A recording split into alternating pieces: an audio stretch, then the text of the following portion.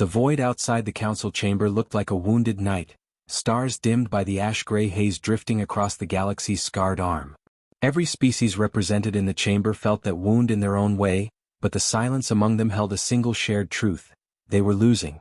High Chancellor Verun of the Ivern Alliance lifted his frilled crest as the holograms flickered, displaying the most recent annihilated star systems. No ceremony softened the horrors. Worlds erased. Fleets digested. Civilizations peeled down to the bone. The Asai swarm left nothing alive long enough to mourn. The frontier collapsed 2 hours ago, Verun said, voice vibrating through the crystalline architecture of the chamber. We are out of strategies. Out of reinforcements. Out of time. The gathered leaders, Vortec warbrokers plated in iron skins, Barthan giants with their three-eyed stares, and the delicate Saren diplomats who looked carved from silver, shifted uneasily. None dared offer false optimism. None dared speak the name that had been whispered behind closed doors for generations. Verun spoke it anyway. Earth. The word rippled through the chamber like a cold tide. Even the Vortec, who prided themselves on emotionless discipline, twitched with discomfort. Earth was not a myth, merely a topic civilizations avoided, the way one avoids discussing injuries that refuse to heal. Across recorded centuries, humanity had remained fiercely isolationist, shutting their borders to the galaxy after something. No one could agree on what changed them forever. Their technology stopped spreading. Their ships stopped wandering. Their diplomats vanished. But rumors sprouted like fungus in the dark. Humans who rebuilt warships from scrap during battle. Humans who ran toward the sound of gunfire. Humans who learned from every defeat with unnatural speed. And worse, tales of entire human units who fought long after lethal wounds should have ended them. Medics who refused to treat aliens because they were too busy stitching their own injuries. Warriors who destroyed superweapons with improvised engineering mid-battle. There were even stories of men who laughed, not joyously but with a feral thrill, during combat so lethal it numbed veteran soldiers. They weren't called monsters out of hatred. They were called monsters out of awe. Verun steadied himself. I propose we activate the Terran beacon. Summon their aid. Barthan General Hratha's giant hands clenched. You mean summon the Earthborn aberrations, he rumbled. They are not allies. They are a species forged in cruelty. Saren Ambassador Lethran whispered, if we invite them, we may never be rid of them. But if we do not invite them, Verun replied softly, the Asai will devour us all. Even Earth cannot remain untouched forever. Silence unfurled again, this time heavy with resignation. No vote was taken. The decision made itself. The chamber lights dimmed. The beacon's activation chamber opened in the center of the council floor. A geometric platform of interlocked silver rings. When the beacon fired, reality bent. Light twisted into spirals, space folded inward, and a tunnel of white and black static carved through the chamber like a wound slicing open the universe. Everyone braced. They expected a diplomatic representative. A negotiator. A council of Terran strategists. What stepped through instead were 3 men. They walked out like a storm given legs. The first was tall and broad-shouldered, his dark uniform matte and undecorated. His eyes were calm in the way deep water is calm, the moment before it drags a creature beneath. His posture carried an unspoken threat, not deliberate, but baked into the way he measured the room instantly. That was Commander Kael Ruvik, the man whose name surfaced in fragmented reports of impossible battles Earth never officially confirmed. Beside him moved a leaner figure with a fighter's gait, silver-threaded tattoos lining his jaw and vanishing beneath his collar. His expression held a flicker of amusement, as if the chamber, the council, the tension, all of it was a warm-up exercise. That was Lieutenant Aaron Vale, infamous for surviving encounters that erased entire platoons. The third man carried a compact case slung across his back, his keen gaze dissecting the architecture of the alien chamber with almost predatory analysis. Specialist Dorian Cade, the engineer rumored to weaponize anything from a collapsed drone to a piece of flooring. 3 humans. Unarmored. Unaccompanied. Unafraid. Verun forced composure into his breathing. Earth, sent you? Rourke allowed a subtle nod. Your beacon was received. We assessed the situation. We are here. Saren Ambassador Lethran spoke carefully. Are you the diplomats of your world? Aaron snorted before he could stop himself. No, he said, the word crackling with poorly concealed mirth. Diplomats don't get deployed anymore. Dorian added, Earth sends negotiators only when there's something left to negotiate. Varen's crest dimmed. We summoned you because the Asai swarm has pushed us to extinction's edge. We hoped Earth might aid us. Rourke stepped forward. None moved to stop him. Every alien in the chamber had the instinctive feeling that if anyone tried, the humans would respond with terminal efficiency. The swarm threatens every inhabited system, Rourke said. If left unchecked, it will reach Earth. His gaze sharpened. That is why we came. General Hratha's massive fist slammed onto the railing. Your people isolated themselves for centuries. Why now? Why help us? Rourke met the giant's eyes without fear. We don't do this to help you. We do this because extinction is a language humans learn too well. And we refuse to speak it again. There was no arrogance in his tone. Only truth. Dorian set down his case and opened it with a metallic click. Inside, compact weapons, far smaller than Coalition plasma rifles, rested with precise arrangement. Your enemy's energy signatures from the beacon feed indicate adaptive learning patterns. They evolve. They consume.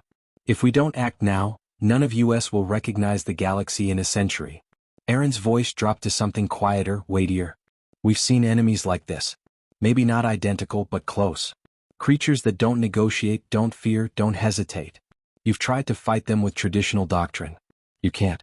They're a problem you solve with finality. Varen's hands trembled slightly. We hoped for saviors. Rourke's reply carried the cold edge of a planet hardened by its own history. We're not your saviors. You called for help. Earth sent what works. No one in the chamber breathed for several heartbeats. Through the walls of the chamber, the omnipresent hum of distant starship movements quivered like a nervous heartbeat. For the first time, the coalition leaders wondered whether summoning humanity had traded one existential threat for another, one that walked on two legs and looked them directly in the eye. Rourke paced slowly, examining the holographic display of the Osai swarm's expansion. Your defenses collapse here, he said, pointing to a dead blue system. Your fleet routing traps you in a containment loop here. And your command distribution makes you too slow to adapt. He tapped another node. This is where we begin. Varun blinked. You want to counterattack? The Osai have overrun every station within 6 jumps. We don't counterattack, Aaron said softly. We break things that need breaking. Dorian closed the weapon case. And from what we've seen, your enemy needs breaking. Varun hesitated. Earth has changed. Earth had to, Rourke replied. Every scar we carry is a lesson. You're asking us to fight something that nearly mirrors what shaped us. Don't expect polished diplomacy. General Hrath leaned forward, looming like a siege engine built from flesh. Can 3 humans turn a war? Rourke gave an almost imperceptible shrug. 3 is a start. The answer was absurd. The answer was terrifying. The answer felt possible. The Osai swarm had never retreated. Never faltered. Neither had humanity when cornered. The chamber's atmosphere tightened as the humans activated wrist-mounted interfaces and loaded tactical overlays. Their movements were efficient, practiced, and silent, as if an orchestra of violence tuned itself for a performance no one wanted to witness but everyone needed.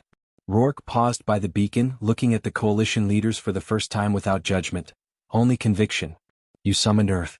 That means you're ready to do whatever it takes to survive. Good. Because survival is not gentle. He gestured toward the exit. Prepare your fleets. We begin within the hour. As the humans walked out, their footsteps echoed like the first tolls of an oncoming war, and the chamber's tension transformed into something sharp and electric. The coalition leaders exchanged glances, fear, hope, disbelief tangled together.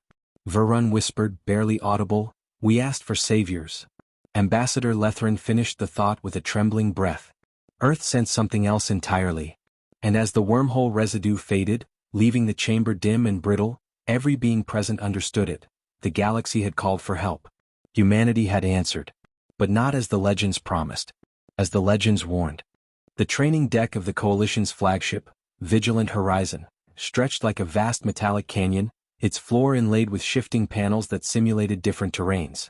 A forest of tactical emitters hovered above, ready to fabricate obstacles at a moment's notice. The ceiling, a domed expanse of seamless alloy, reflected faint distortions from the ship's engines as they pushed toward the Osai-contested frontier.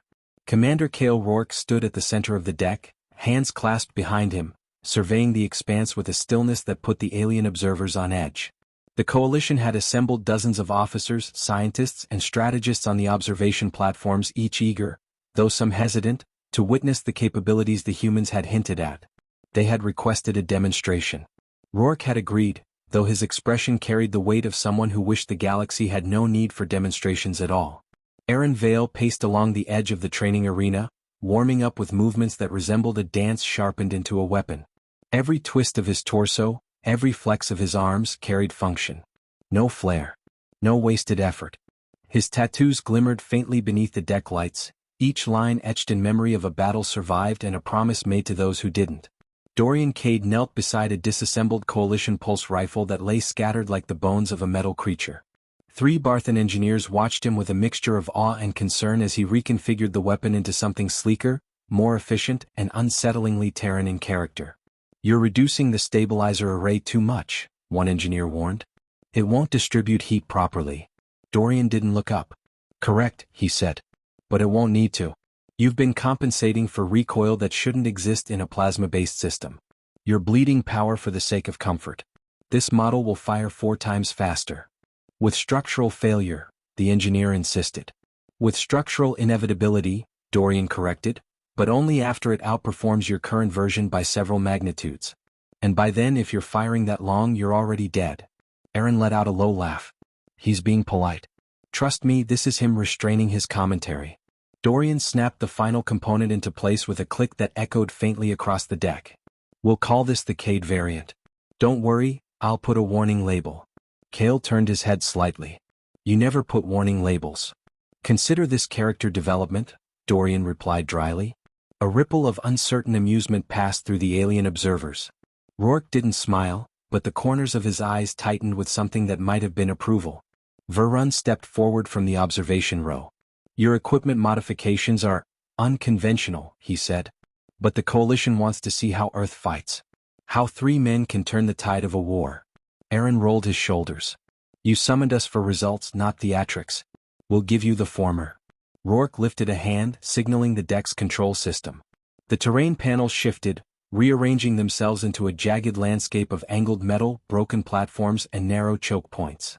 Holographic Asai constructs emerged, glitching silhouettes made from swirling black and emerald light, each modeled on battlefield records of the swarm's foot soldiers. "They're approximations," Verun said. "Not perfect, but—" "They'll do," Rourke answered. His tone made the chamber feel suddenly smaller. In an instant the training exercise activated. The Asai projections lunged forward, 20 at first, then 30, then more, an imitation swarm. Their movements were brutalist and fluid, inhuman angles twisting through the simulated air. Rourke didn't shout orders. He didn't need to. Aaron moved first. He closed the distance with a velocity that made several observers recoil instinctively. His strikes weren't flashy, they were precise. Efficient. He dismantled the first holographic Asai with a rapid barrage that targeted structural weak points embedded in the projection algorithms. The creature disintegrated in a cascade of neon shards. 2 others lunged at him from opposite angles. Aaron pivoted, letting the nearest Asai swipe through where his chest had been a heartbeat before. He seized its arm and forced it downward, the projection destabilized, flickering violently. Before it could recover, Aaron drove his fist through its core node. Dorian stepped forward, firing the modified pulse rifle. Each shot wasn't just a beam, it was a razor-thin spike of burning white that sliced the holographic Asai open. The alien engineers watching the weapon's performance began muttering in disbelief. The rifle hummed with a rhythm that felt almost alive, and Dorian wielded it with casual mastery.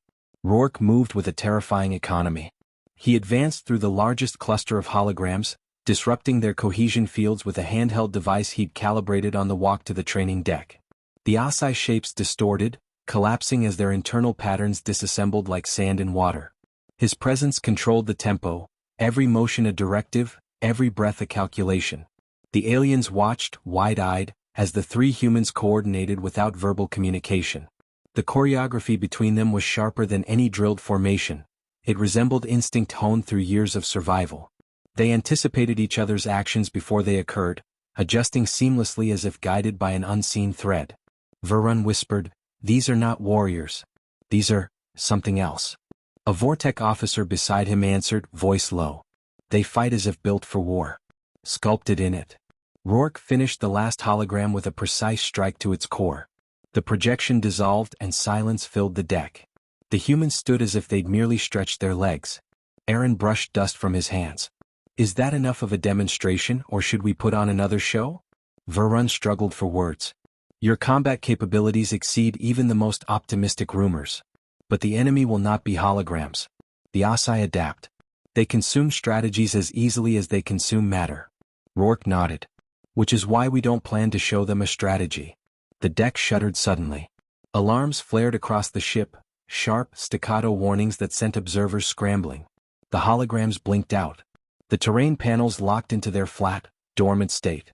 The air changed, growing taut, electric as though the ship's hull sensed something approaching. Varen's crest ignited with fear. Report. A calm officer's voice crackled over the deck speakers. Asai contact detected. A raiding cluster emerged from subspace 3 million kilometers off our port side. They are intercepting us. Aaron grinned, not out of joy but out of anticipation sharpened into readiness. Well, that was fast. Dorian secured the modified rifle on his back. They must have traced your beacon pulse. Or they sensed the disruption Earth's arrival caused, Rourke said quietly. His eyes were already studying the deck layout, mentally mapping retreat points, pressure vulnerabilities, and ideal choke zones should the ship's interior be breached. Varun turned to Rourke, fear shining through the thin veneer of diplomacy. Can your team engage them? Our fleet is out of position. We cannot outrun the raiding cluster. You won't need to, Rourke answered. We'll intercept. Aaron stepped forward. Boarding or external assault? Dorian checked his gear. Given their vector and mass signature, boarding. Rourke nodded once. Prepare breach point stations Alpha and Gamma. Aaron, you take Gamma. Dorian with me at Alpha. The humans moved toward the exit with purpose carved into their stride. Varun reached out as though to stop them. We do not know the size of their force. It could be hundreds. Rourke paused, turning just enough for Varun to glimpse the quiet ferocity in his gaze. Then hundreds will die. The answer wasn't bravado. It was a prediction. The corridor outside the training deck revealed the growing chaos of the approaching attack. Coalition soldiers rushed to defensive stations. Commanders shouted orders. Plasma barriers shimmered to life along high-security zones. The entire ship vibrated with the rhythmic pulse of its shields powering up. The humans passed through the tumult like knives sliding through water, unaffected, unhurried. Every alien they passed felt a subtle pressure, as if a gravitational force followed the humans wherever they walked. At Breach Point Alpha, Dorian tapped into the ship's control panel, overriding half the safety protocols with an ease that sent the overseeing engineer into a panic. Relax, Dorian said, fingers flying across the interface. If I don't do this, the Asai will carve through this hull like fruit. If I do it, you'll have an extra 12 seconds of resistance. 12 seconds isn't much, the engineer whispered. For humans, Dorian said matter-of-factly, 12 seconds is forever. Rourke positioned himself directly in front of the reinforced bulkhead that trembled under the force of the incoming Asai breaching claws. The metal glowed cherry red as the swarm bored into it. On the opposite side of the ship, Aaron stood alone in a narrow corridor, rolling his neck as he awaited the breach. Come on, he murmured. Let's not keep the galaxy waiting. With a shriek of molten alloy, the first breach exploded inward. The Asai surged through, slithering masses of living black metal tendrils, their cores pulsing with toxic emerald light. Their movements were predatory, their shapes shifting between structure and fluidity. Rourke met them head-on. His first strike crushed the lead creature's core, its body splintering into luminescent shards. Dorian fired the Cade variant rifle, each shot carving arcs of white-hot devastation through the swarm. The corridor filled with blast echoes and shattering Asai forms. On the Gamma side, Aaron fought like a storm given form. He moved faster than the Asai could adapt. Every kill was instantaneous. Every motion served a lethal purpose. He ripped a fallen Asai limb from its corpse and used it as a bladed weapon, slicing through two more. For several minutes, the battle raged as though the ship itself had become a forge of violence. Then silence. The last Asai at Alpha dissolved under Rourke's finishing blow. At Gamma, Aaron crushed a core node beneath his boot. The breach alarms faded. The emergency lights steadied.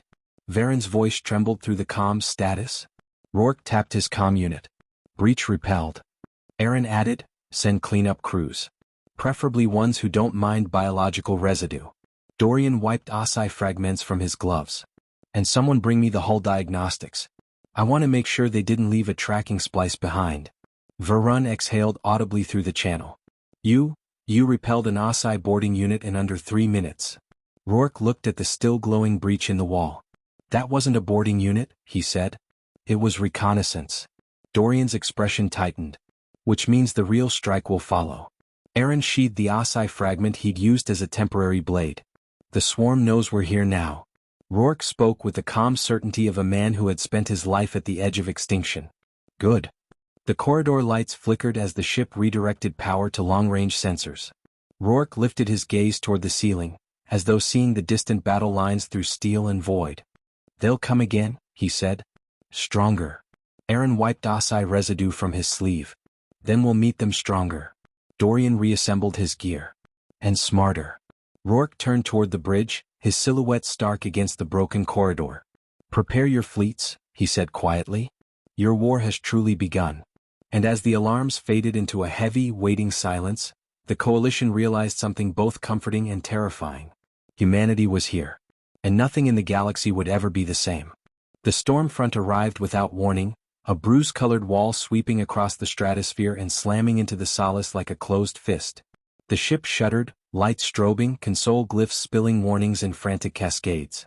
Kael locked one hand around the stabilizer rail as gravity stuttered beneath him, fighting to keep his thoughts anchored while an unmistakable truth unfurled in his chest. The planet was waking up, and it had no intention of letting them pass quietly. Tessa braced against the opposite console, her hair floating in the microlurch as though underwater. Atmospheric readings are destabilizing again, she said, voice tight but controlled. She slid through the holographic data like a conductor urging an orchestra to keep pace. It's not meteorological. Something's coordinating it. Coordinating the weather? Kael asked, even though he already knew this world had been rewriting the rules since they'd arrived. Can you pinpoint a source? She shook her head. There isn't one. It's reacting to us, or something near us. Near them. Kael's gaze drifted to the viewport, to the planet's violet horizon and the crawling silhouettes beneath its cloud layer. They moved in patterns too deliberate to be coincidence. Synchronized undulations like musculature beneath skin. Beasts, or perhaps something stranger, woven from the world's own topography. He felt a chill slide along his spine, a quiet whisper from instincts older than language. Earth had sent them here as liaisons, emissaries dressed in calm rationality and diplomatic grace. Yet the closer they came to contact, the more the planet's behavior resembled a riddle sharpened by teeth. A crack of static tore through the cabin. The comms console spilled a short burst of distorted sound, almost words, almost intention, before dying into a low hum. Tessa stiffened. That wasn't natural atmospheric interference. He moved toward the console, but the Solace lurched again. The vessel dipped, nose tilting downward as if the planet itself had hooked invisible fingers around it. Kael slammed into the pilot controls, his arm barking in protest. We're being pulled into a descent vector. By what? Gravity's normal. Mass is stable, there's nothing generating a field. The ship pitched harder, drowning out her argument. Kael snapped the manual override, forcing the thrusters to fire. The engines roared, straining against a force neither of them could quantify. Their descent slowed, but only the way a falling feather slows before surrendering anyway. A low rumble vibrated across the hull. Tessa looked toward the viewport with a dawning clarity. It's not dragging us down. It's guiding us. Kael followed her line of sight. The storm clouds parted, not naturally, not even mechanically. They unfurled like curtains drawn back by an unseen stagehand. Through the rift, a valley stretched into view, shimmering in muted golds and blues. Structures rose from the canyon floor, spires and arches that looked grown rather than built, each one pulsing with soft bioluminescence. The architecture felt familiar in the way a dream mimics memory, yet he could not place why. The ship settled, its forced descent transitioning into a controlled glide as if a colossal hand had at last relaxed its grip. Kael managed the landing manually, guiding the Solace onto a luminous patch of ground that shifted like tempered glass beneath the landing struts. When the engines finally powered down, a silence filled the cabin, thick enough to feel on the skin. Tessa was already unclipping her harness. We should suit up. We don't know what the atmospheric trace compounds will do on exposure. We also don't know what wants us down here, Kael said, though his own hands were moving automatically toward his gear. Diplomatic protocols don't exactly cover planetary abduction. She met his gaze, lips pressed thin. We don't have a choice. If it wanted us destroyed, I doubt it would have cushioned the landing. There was truth in that, though it didn't soothe the unease coiling tightly in his gut. Their suits sealed with soft chimes. Pressure equalized. The airlock hissed open, releasing the sterile breath of the solace into the waiting world. The outside air thrummed with resonance, not sound, not quite vibration, but something that brushed the senses like a memory of music. The ground beneath their boots pulsed faintly as though responding to their weight. Kael scanned the valley. Beautiful. Alien. Alive. Tessa stepped forward, visor catching the glow of the nearest structure. This entire place is reactive, she whispered. It's reading us. From the corner of his vision, a shift, like a ripple in the periphery of consciousness. Something emerged from behind one of the bioluminescent arches. For a breath, Kael couldn't tell whether it was creature or construct. Its limbs bent with fluid certainty, its surface texturing between chitin and metal, its motion graceful and assured. Its body glowed in threads of amber that pulsed like a heartbeat. Tessa inhaled sharply but didn't retreat. First contact, she murmured. Kael lifted a hand, slow and deliberate. The creature mirrored him, raising a limb in uncanny synchrony. Not imitation. Recognition. A low, resonant hum radiated from it, words shaped by a throat that wasn't a throat at all. Yet the meaning unfurled inside Kael's mind, bypassing syllables entirely. We answered the summons of the dead sky. You have returned. Tessa's breath rattled in her headset. It's using some kind of psychic resonance interface. Kael, it thinks it knows us. He swallowed. We've never been here. You were here before names, the being continued. Before machines carved the silence. Before the old wound. Kael felt something pressed gently at the edges of his thoughts. An invitation, not a breach. He didn't let it in. Not yet. What wound? He asked. The creature tilted its head. The gesture was eerily human. The one Earth inflicted. The one we were promised you would mend. Tessa glanced at Kael, a flicker of dread crossing her features. Earth didn't send us to repair anything. At least, nothing disclosed. Kael cleared his throat. We were told this planet requested aid. Protection. Mediation. Not that Earth had harmed it. The being emitted a sound, not laughter but an echo carrying the shape of dark amusement. Your homeworld shapes monsters and names them guardians. It forged the rift between us. You are the bridge they send to mend what they broke. Kael felt the words land heavily, like stones dropped into deep water. Every mission briefing, every clipped statement from command, every omission, they assembled into something sharp enough to draw blood. Earth hadn't been honest. Tessa's voice was barely audible. If Earth caused whatever this is, what exactly did we inherit? Kael didn't have time to answer. Another figure emerged from the glowing structures. Then another. Soon, a small assembly had formed, circling them in a pattern that carried ritual precision. Their collective glow intensified, converging into a column of amber light that spiraled upward. The valley responded. The ground vibrated, not violently but with purpose. The structure's pulses synchronized. The air thickened with luminous particles drifting like drifting seeds suspended in dreamlike currents. Tessa checked her scanner. This energy output is off the charts. It's building towards something. The lead being, if it was a leader at all, turned its attention fully to Kael. We are preparing the memory. You will see the truth of the wound. Only then will you understand why Earth sent you. Why it fears you. Kael stared at it. Why it fears us. The being stepped closer, radiance intensifying as though focusing its essence. Because you are not what they say you are. And neither are we. The ground beneath them responded with a rising glow, as if a buried sun were stirring awake. Kael's pulse hammered in his ears. He recognized the shape of what was coming, not precisely but intuitively. A memory. A vision. A reckoning. Tessa swallowed. Kael, whatever they're about to show us. I don't think we're prepared. He lifted his chin, though uncertainty folded its weight across his chest. Doesn't matter. We asked for the truth.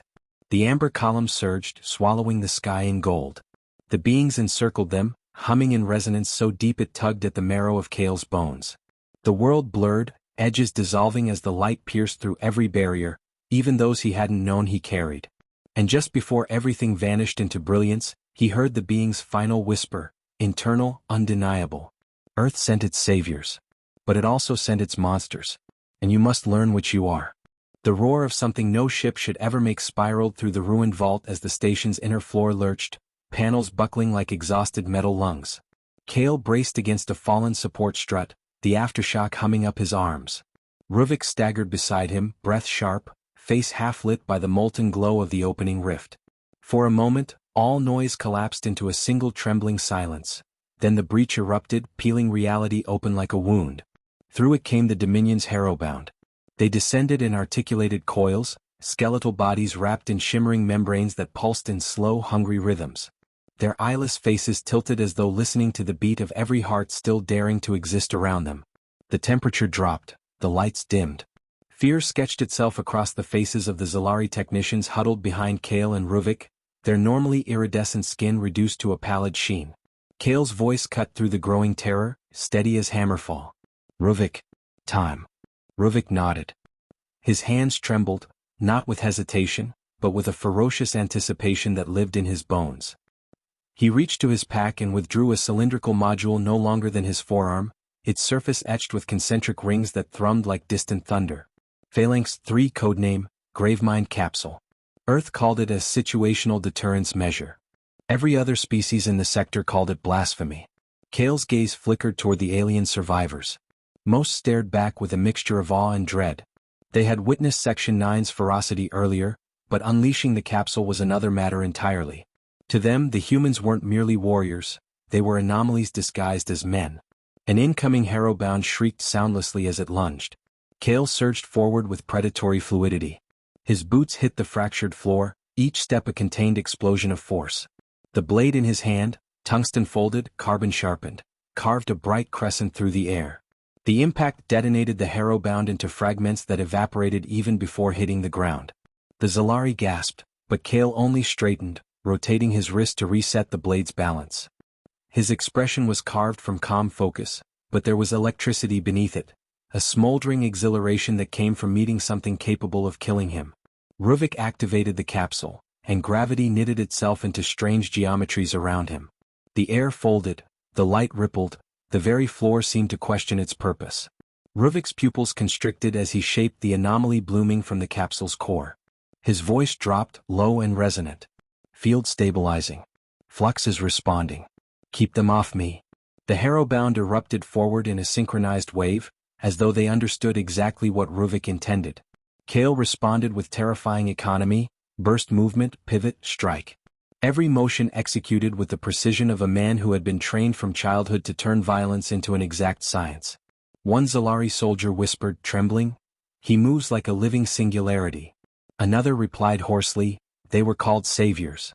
This is something else." Ruvik's anomaly expanded suddenly, projecting a sphere of distortion that chewed through a cluster of incoming enemies in a whisper of particles. Yet for each destroyed, more crawled out of the rift. Their bodies twitched, reconfiguring, learning. The Dominion had brought a harvest legion, the type they reserved for worlds designated for quiet extinction.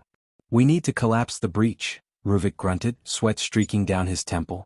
"That thing's feeding from the station core," Kael said. "The capsule alone won't sever it. Then we use the anchor." Both men went still. The anchor was blacklisted. A temporal-gravity hybrid device Earth swore never existed. Kael met Ruvik's gaze. A silent conversation passed between them, shared memory, shared scars, shared willingness to do what no one else would dare. "Do it," Kael said. Ruvik's grin flashed, feral, exhilarated. "I was hoping you'd say that." He retrieved a small matte square no larger than his palm. There was nothing special in its appearance, but the air around it warped faintly, as if reality tried to avoid being too close to it. Kael planted himself between Ruvik and the Harrowbound as Ruvik snapped the anchor open. A bloom of shimmering latticework unfurled from the device, threads of impossible geometry stitching themselves into the surrounding space.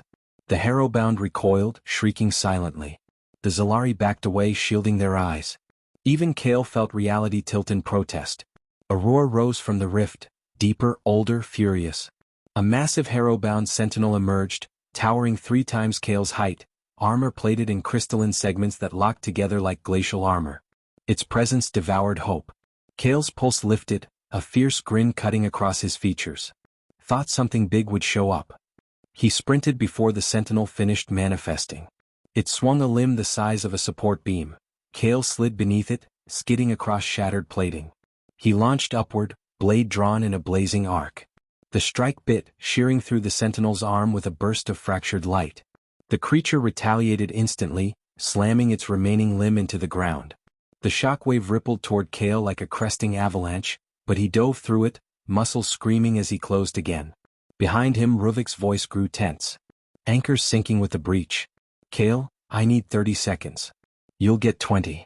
I said 30? Kael lunged, burying his blade deep into the sentinel's thorax.